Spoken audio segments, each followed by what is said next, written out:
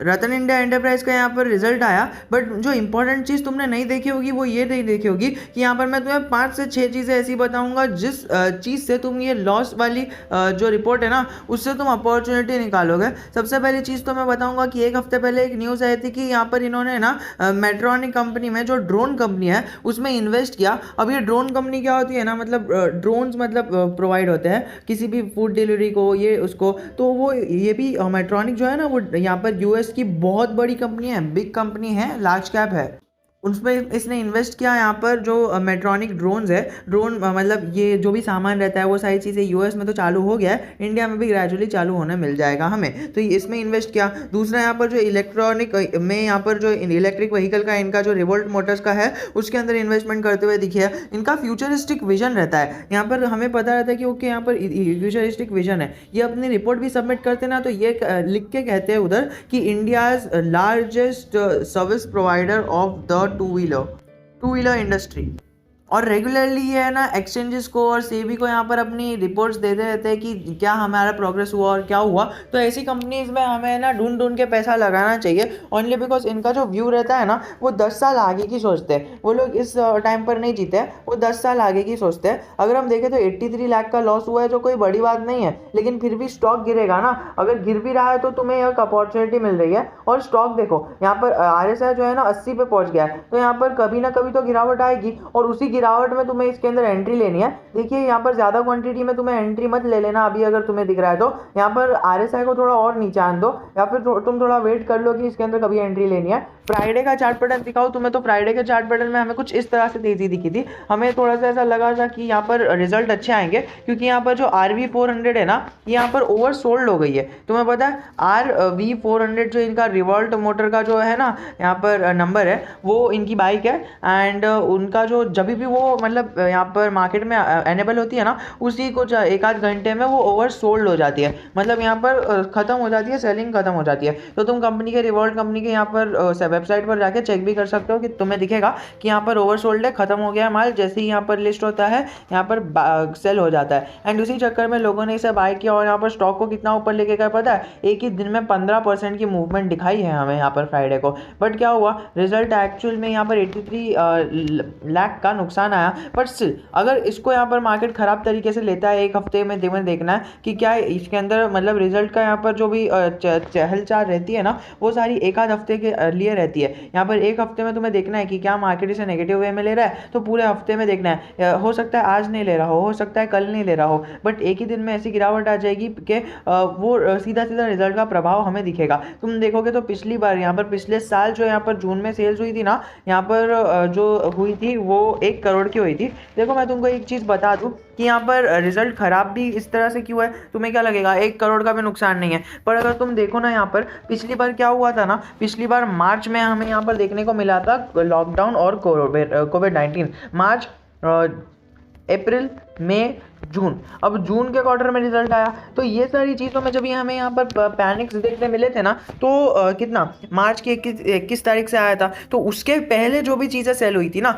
उतनी की सेलिंग खाली है ना यहाँ पर 1 करोड़ की हो गई थी। तो तुम समझ सकते हो कि यहाँ पर खाली उतने टाइम की सेलिंग 1 करोड़ की हो गई थी। और अभी ये पूरा 3 से 4 महीने यहाँ पर चले गए और उसमें सेलिंग में क्या हुआ, लॉस हो गया यहाँ पर 83 करोड़ का, 83 लाख का। तो तुम समझ सकते हो इसलिए यहाँ पर मार्केट लेगा, क्योंकि तुम तो बोल लोगे कि यहाँ पर क्या है यार 1 करोड़ का तो यहाँ पर हमें यहाँ पर सेल्स नीचे दिखने मिल रही है, 1 करोड़ से भी कम नेट प्रॉफिट। बट यहाँ पर थोड़ा सा ज़्यादा अमाउंट हो जाता है, क्योंकि वो सिर्फ 1 महीने के अंदर उसने 1 करोड़ की सेल्स किया था। और यहाँ पर जो नहीं मतलब 1 करोड़ की तो नहीं, यहाँ पर 0.08 करोड़ का जो नेट प्रॉफिट आया था ना पिछली बार वो आया था। और अगर तुम सेल्स देखोगे तो सेल्स है ना यहाँ पर sales reported to 1 crore in the quarter ended, there was no sales reported during the previous quarter. मतलब इसके पहले जो क्वार्टर में जो सेल्स थी ना, सॉरी फॉर द मिस्टेक, यहाँ पर मैं सेल्स यहाँ पर दोहरा रहा था, फिर ये सेल्स को रिप्लेस करके तुम यहाँ पर है ना ये प्रॉफिट देख लो। पिछली बार उतने खाली 1 महीने के जो प्रॉफिट इन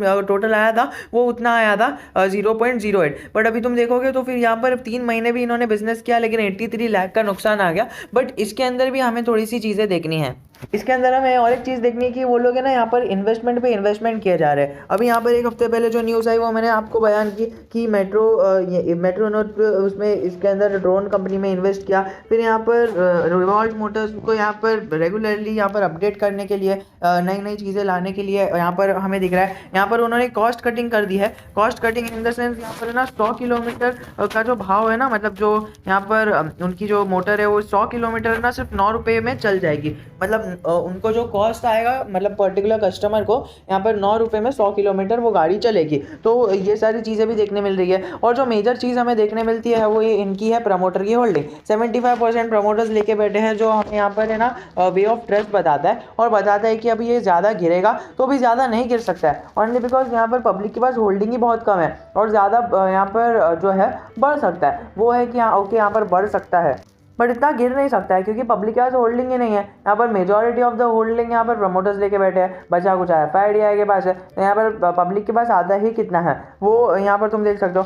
PE बहुत हाई है और RSI 80 पे दिख रहा है, इसीलिए तो मैं कह रहा हूँ कि यहाँ पर बहुत ज़्यादा है, कभी भी गिरावट आ सकती है। आज नहीं, कल नहीं, एक हफ्ते बाद आ सकती है, कभी भी आ सकती है। तो एकदम प्लस पॉइंट रहेगा ना यहाँ पर बाय करने का, वो रहेगा यहाँ पर 50 का। मतलब 50 पे आना चालू हो जाए तो तुम बाय करके चलने चालू हो जाना, ओनली बिकॉज 50 का लेवल एक बहुत ही क्रूशियल यहाँ पर सपोर्ट जोन है और उसको ब्रेक करता है तो 40 के लेवल तक जा सकता है। बट स्टिल हमें इतनी बड़ी गिरावट एक्सपेक्ट नहीं करनी है और हमें देखना है कि कितना मस्त यहाँ पर हमें 50 के लेवल पे बाइंग अपॉर्चुनिटी मिल रही है, क्योंकि ये स्टॉक है ना फ्यूचरिस्टिक है। ये अभी 60 का दिख रहा है, तुम्हें 600 पर भी जा सकता है आराम से।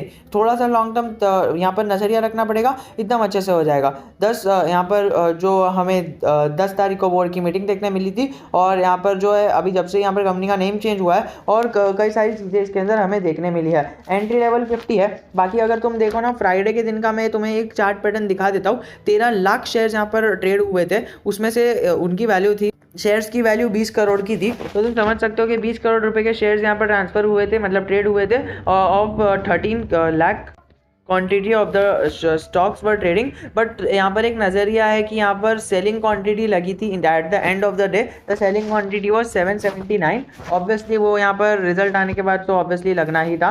बाकी सारी चीज़ें हमें पॉजिटिव देखने मिल रही है, बट यहाँ पर जो ट्रेंडी लाइन चेकलिस्ट है ना वो हमें नेगेटिव की ओर ज़्यादा दिख रहा है। मतलब 10 पॉइंट्स नेगेटिव को मिले हैं और 9 पॉइंट पॉजिटिव को मिले हैं, जो हमें दर्शाता है कि यहाँ पर नेगेटिव की तरफ चार्ट मूव हो रहा है। तो हमें थोड़ा सा यहाँ पर संभल के चलना है। ट्रेंडी लाइन चेकलिस्ट के साथ साथ यहाँ पर ग्राम चेकलिस्ट भी हमें ज़्यादातर नेगेटिव चीज़ें ही बता रही है, तो हमें यहाँ पर थोड़ा सा संभल के चलना है। देख सकते हो तुम यहाँ पर एक अच्छी मूवमेंट आती है, देन गिरावट आती है, तो ये सारी चीज़ें कंसिडर करके चलना। और यहाँ पर रिजल्ट तो ओवरऑल इनका अभी ग्रोथ होने ही वाला है, हाईली पोटेंशियल कंपनी है, सारी चीज़ें हमें इसके अंदर अच्छी दिख रही है। इसकी जो करंट प्राइस है वो 59 है और यहाँ पर bullish momentum for the long period दिख रहा है। ठीक है, ये कोई ऐसा वैसा नहीं है कि ओके एक आध दिन में यहाँ पर बेरिश मोमेंटम आ जाएगी, नहीं, यहाँ पर बुलिश मोमेंटम लॉन्ग टर्म में है और बहुत ही अच्छा स्टॉक मूव होने वाला है। मैंने तुमको पहले से लेवल्स बता ही दिया। यहाँ पर सपोर्ट और रेजिस्टेंस तुम्हारे स्क्रीन के सामने है, तो तुम वो भी देख सकते हो। यहाँ पर जो थर्ड रेजिस्टेंस रहेगा वो 60 का रहेगा और यहाँ पर जो थर्ड सपोर्ट रहेगा वो 55 का रहेगा। बट एक्चुअली हमें बाय करके चलना है 50 पर, क्योंकि 50 हमें ओवर सोल्ड जोन तो नहीं बता सकते, लेकिन वहाँ से हमें एक अपवर्ड मूवमेंट आती हुई देखने मिल सकती है। अब जो ज़्यादा कॉशियस रहेगा वो 51 या फिर 52 पे बाय कर लेगा और जो ज़्यादा रिस्क ले सकता है वो 49 पे बाय कर लेगा और एक इन जनरल बंदा 50 पे बाय कर लेगा, है ना। कई सारे लोगों का एक साइकोलॉजिकल सपोर्ट रहता है जो 50 पे उन्हें बाय करने के लिए मजबूर कर देता है। 75% की प्रमोटर होल्डिंग है। पब्लिक की होल्डिंग हमें यहाँ पर जो टच करते हुए देखेंगे हम, पब्लिक की होल्डिंग 16% की है, जो बहुत ही ज़्यादा कम है एंड दैट इज़ बाय हमें यहाँ पर ज़्यादा मूवमेंट होते हुए देखने नहीं मिलती है, जो बहुत ही अच्छी चीज़ है कि ऐसा ही होना चाहिए। अगर हम बात करें परसेंटेज ऑफ शेयर की, तो यहाँ पर इनके पास इतने परसेंटेज ऑफ शेयर है, मैं स्लोली मूव कर रहा हूँ, वो तुम देख लेना। और बाकी सारी चीज़ें तो यहाँ पर हमें अच्छी दिख रही है। अप्रैल में एक बल्क डील होते हुए दिखी थी, बाकी उसके बाद तो हमें कोई बल्क डील देखते हुए नहीं मिल रही है। बाकी फाइनेंशियल्स भी अच्छे हैं और कोई अभी लेटेस्ट न्यूज़ नहीं है। अगर कुछ लेटेस्ट न्यूज़ आ जाती है तो यहाँ पर अपडेट तो हो ही जाएगा, बट स्टिल तुम्हें यहाँ पर कमेंट सेक्शन में बताना है कि तुम्हारे क्या व्यू है इसके अंदर, क्या तुमने इसके अंदर होल्ड करके रखा है क्या, और अगर होल्ड करके रखा है तो कितनी क्वांटिटी होल्ड करके रखा है, कितने सालों के लिए होल्ड करके रखा है, और बाकी सारी डिटेल्स यहाँ पर कमेंट सेक्शन में फील फ्री टू टेल।